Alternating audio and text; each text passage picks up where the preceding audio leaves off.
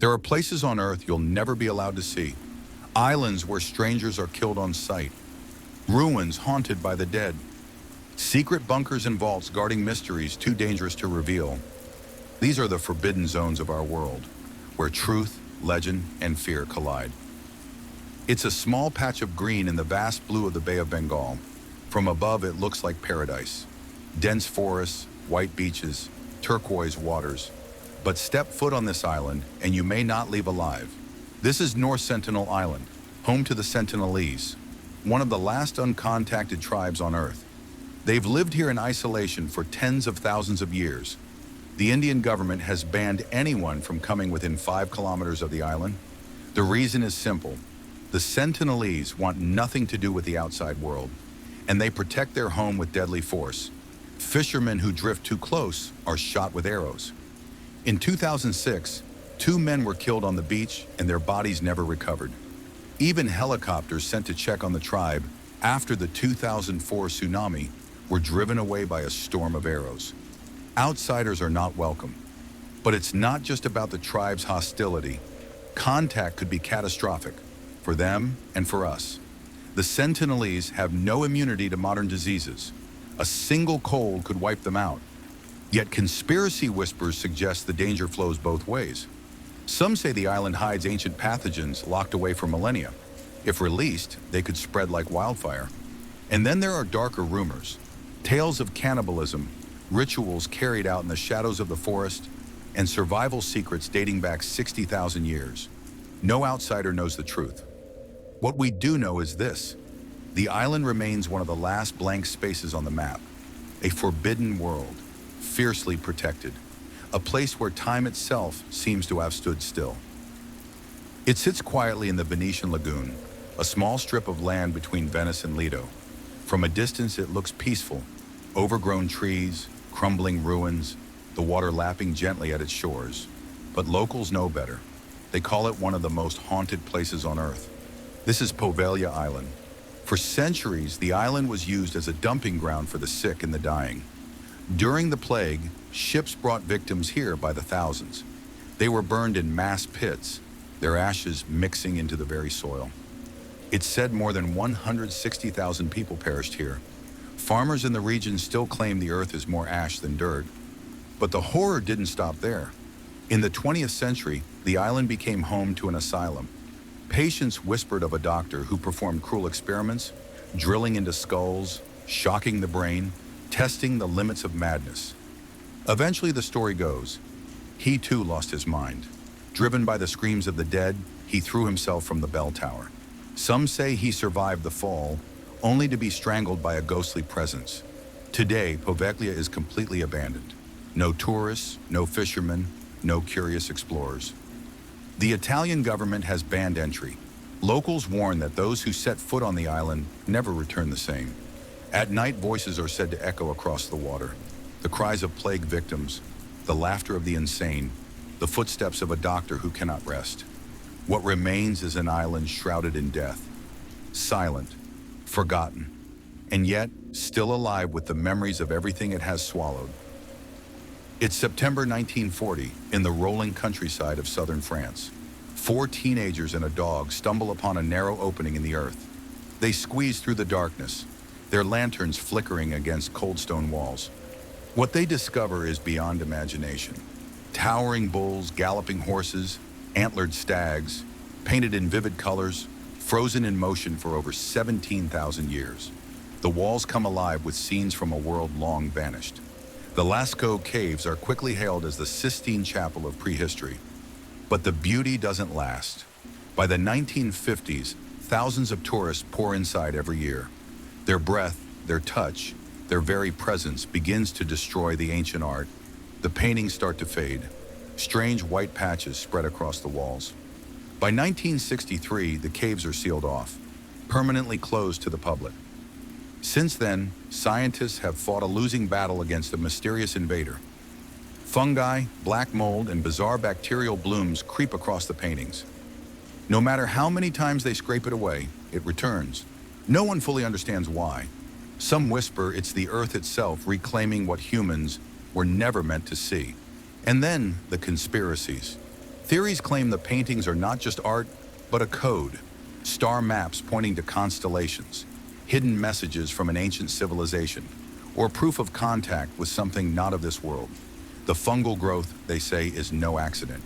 It's a cover-up, a way to keep prying eyes from unlocking a secret too big to reveal. Today, the Lascaux caves remain locked away, guarded, untouchable. What lies within is a glimpse of humanity's beginning, or perhaps a warning carved in stone, waiting for someone brave enough to decode it. Off the coast of Brazil, in the Atlantic Ocean, lies a patch of green that seems untouched by time. From afar, it looks like paradise. Dense jungle, rocky cliffs, waves breaking against golden shores. But no one is allowed to set foot here. This is Ilha de Queimada Grande, better known as Snake Island. The ban isn't superstition, it's survival.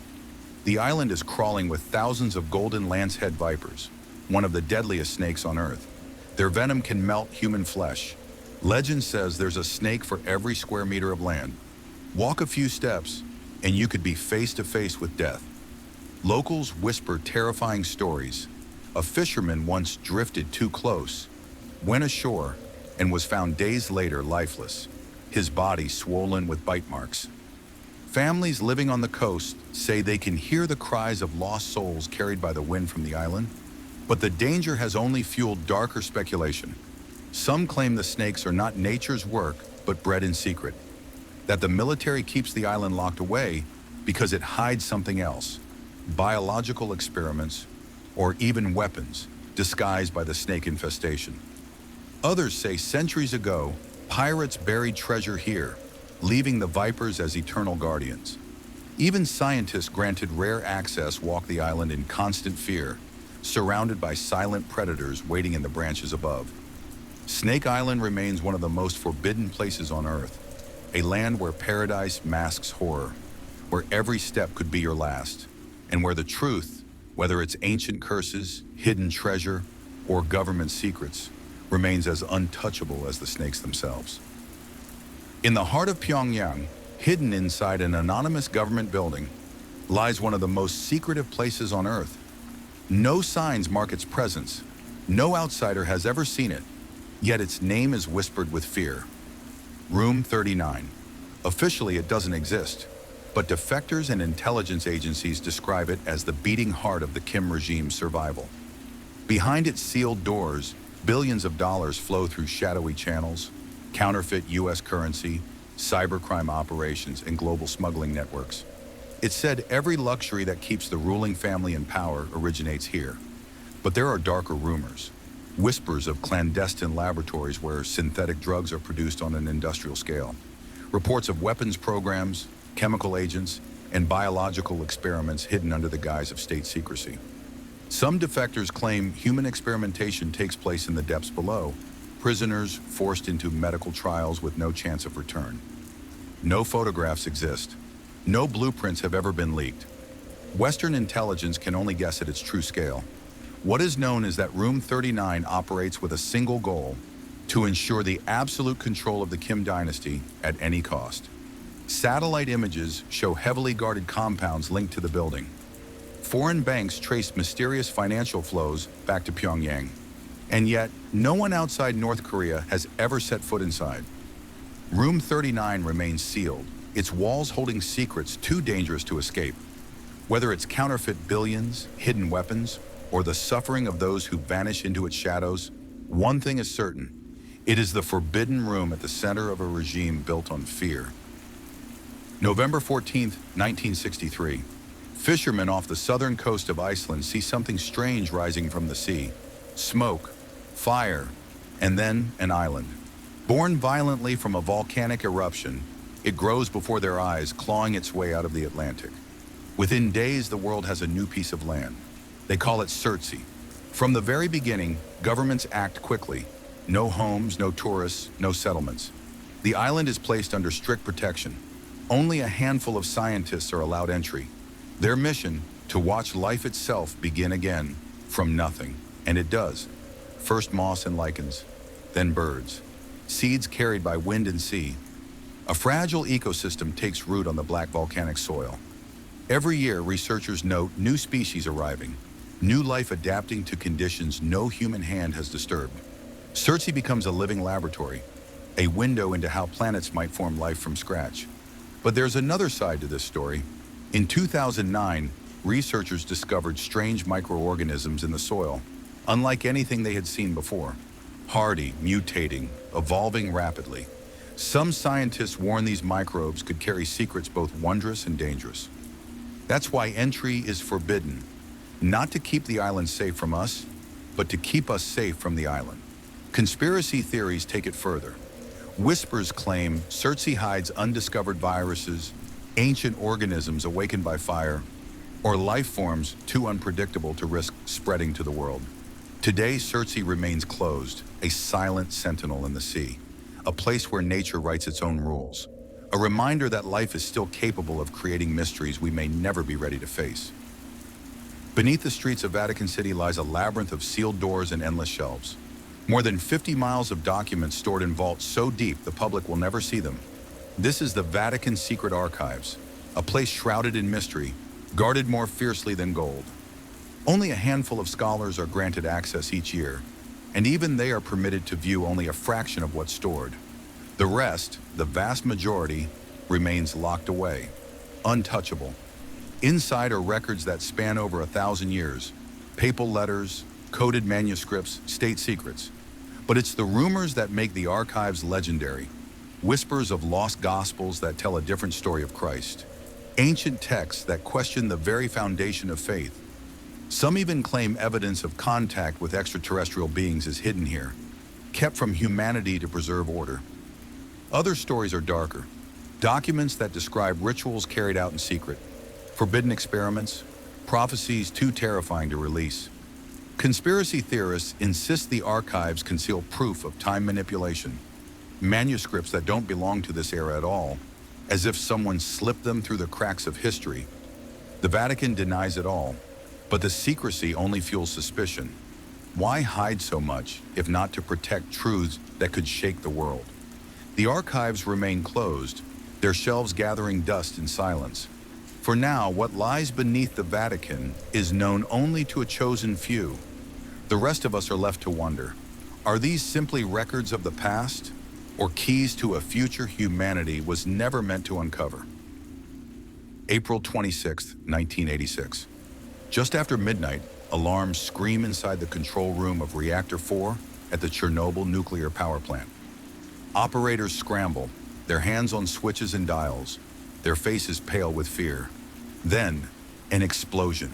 Concrete tears apart. A blue fireball rips through the night sky. The reactor is destroyed. Radioactive material floods the air, 400 times more than Hiroshima. Entire towns are evacuated. Forests turn red, rivers run silent, and inside the shattered remains of Reactor 4 lies a room so deadly it remains off limits nearly 4 decades later. The control room itself. Step inside today and you'd be dead in minutes. The walls hum with radiation. The air itself is poison. Workers who briefly entered in protective suits reported strange shapes glowing in the darkness, as if the building itself were alive. Around the plant, the world has changed in ways no one expected. Wolves, boars, and deer roam freely. Some appear normal, others don't.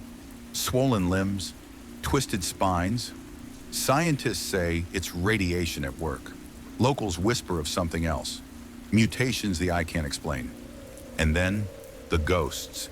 Visitors to the exclusion zone speak of shadowy figures drifting through the ruins. Survivors claim the voices of dead workers echo in the control room at night, repeating the final orders given seconds before the blast. Officially, it was human error, but some conspiracy theories refuse to die. They suggest the explosion wasn't an accident at all, but the result of a secret Soviet energy experiment gone horribly wrong. Chernobyl's Reactor 4 control room remains sealed, locked in time, a forbidden tomb to the worst nuclear disaster in history, and perhaps to secrets we were never meant to uncover. High above the Arctic Circle, where the sun disappears for months and icy winds cut across the tundra, a steel door juts out of the frozen mountainside. It looks like the entrance to a bunker from a dystopian film. But this place is very real. It is the Svalbard Global Seed Vault, known to many as the Doomsday Vault. Carved deep into solid rock, the vault holds more than 1 million seed samples from around the world. Wheat, rice, corn, crops that sustain human life. Its mission is simple: to preserve the genetic blueprint of food should catastrophe strike. War, famine, climate collapse, even nuclear disaster. But the secrecy surrounding the vault has sparked endless speculation. Officially, it's just seeds. Yet critics ask, why the extreme security? Why bury it so far beneath the Arctic permafrost?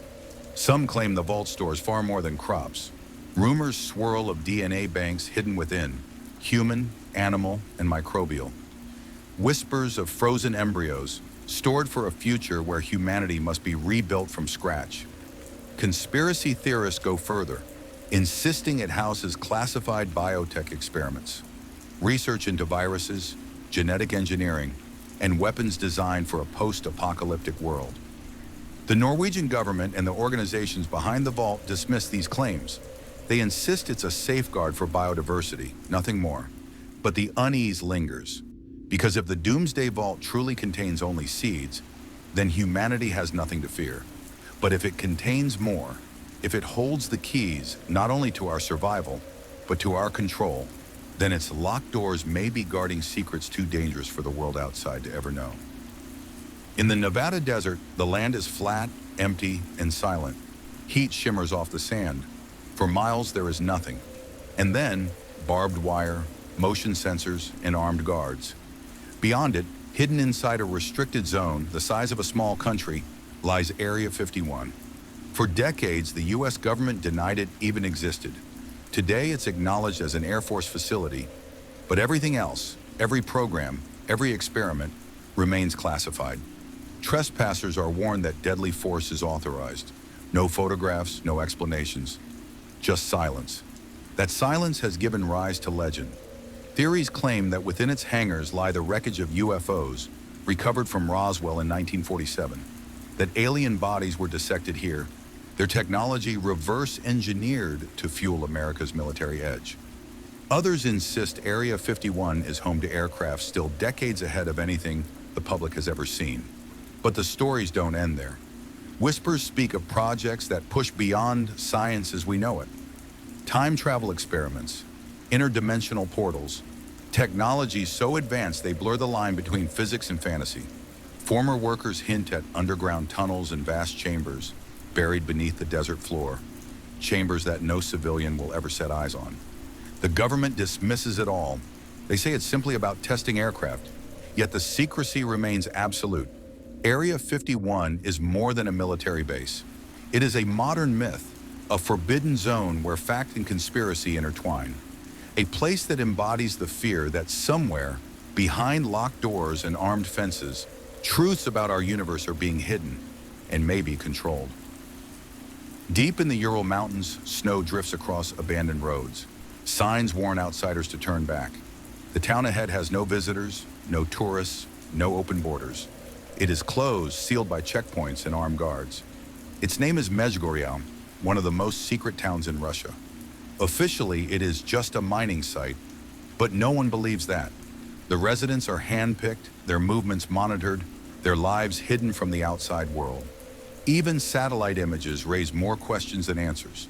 Beneath the surrounding mountain called Yamantau, something vast is said to exist. Defectors whisper of a sprawling underground complex, a bunker large enough to house tens of thousands of people. Some claim it's designed as a doomsday shelter for Russia's leaders, stocked with food, weapons, and supplies to survive nuclear war. Others point to reports of missile silos and warheads stored deep inside. But there are stranger theories that Yamantau Mountain is hollow, filled with alien technology unearthed during Soviet excavations, that Mezhgorye is home to a secret research base where experiments blur the line between science and the paranormal. Some even insist tunnels run for miles beneath the earth, connecting Mezhgorye to other hidden cities across Russia. The Kremlin has never confirmed anything. Every inquiry ends in silence. Foreign intelligence agencies know the town exists, but not what happens inside. Mezhgorye remains closed, its secrets buried beneath stone and snow. A forbidden city built not for the living world, but for a future only a select few are meant to see. In the far reaches of the Indian Ocean, thousands of miles from any civilization, lies a frozen land few have ever seen. A place of glaciers, black rock, and constant storms. This is Heard Island, one of the most remote and restricted places on Earth. On the horizon looms its heart, Big Ben, a massive active volcano shrouded in snow and ice. Its peak often disappears into thick clouds. When the skies clear, plumes of smoke rise from its summit, a reminder that beneath the ice, fire is always waiting. Scientists say eruptions here reshape the island constantly, carving new rivers of lava through frozen landscapes. But Heard Island is not just dangerous, it's forbidden. The Australian government strictly limits access. Few expeditions are ever approved, and those who reach its shores face brutal conditions, howling winds, relentless rain, and waves that can swallow ships whole. And yet, mysteries surround it. Some sailors speak of strange, unrecorded creatures moving beneath the water, giant shapes glimpsed in the icy surf. Others whisper of sounds that echo across the island at night, low vibrations carried on the wind, as if the earth itself is speaking. Conspiracy theories go further. They claim Heard Island is more than a volcano, that hidden installations lie beneath its glaciers, that governments test secret weather control technology here, using the island's isolation as cover. Storms in the region, some say, are not natural at all. Officially, Heard Island is a protected nature reserve, but its isolation, its constant storms, and its volcanic heart ensure that whatever is happening there will remain unseen, hidden by the ocean, sealed by fire and ice.